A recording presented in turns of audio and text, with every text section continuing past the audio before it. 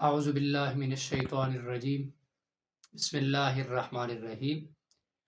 حضرت ابو الدرداء رضی اللہ تعالی عنہ فرماتے ہیں کہ رسول اللہ صلی اللہ علیہ وآلہ وسلم نے ارشاد فرمایا، بے شک جو شخص علم دین کے حصول کے لیے کسی راستے پر چلتا ہے تو اللہ پاک اسے جنت کے راستوں میں سے کسی راستے پر چلا دیتے ہیں، اور وہ طالب علم جو دین کے حصول کے لیے نکلتا ہے تو ملأ اعلیٰ کے اوپر رہنے والے فرشتے اس کے پاؤں کے نیچے اپنے پر بچھاتے ہیں۔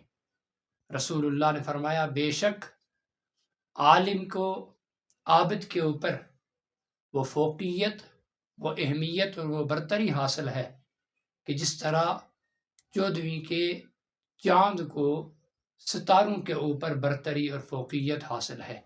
رسول اللہ نے فرمایا، بے شک علماء انبیاء کے وارث ہیں۔ پھر فرمایا، بے شک انبیاء کی وراثت، ان کا ورثہ درہم و دینار نہیں بلکہ ان کا ورثہ کیا ہے؟ علم ہے۔ اور جس عالم کو، جس شخص کو انبیاء کی اس وراثت میں سے کچھ حصہ مل گیا، یقیناً اسے بہت بڑا حصہ مل گیا۔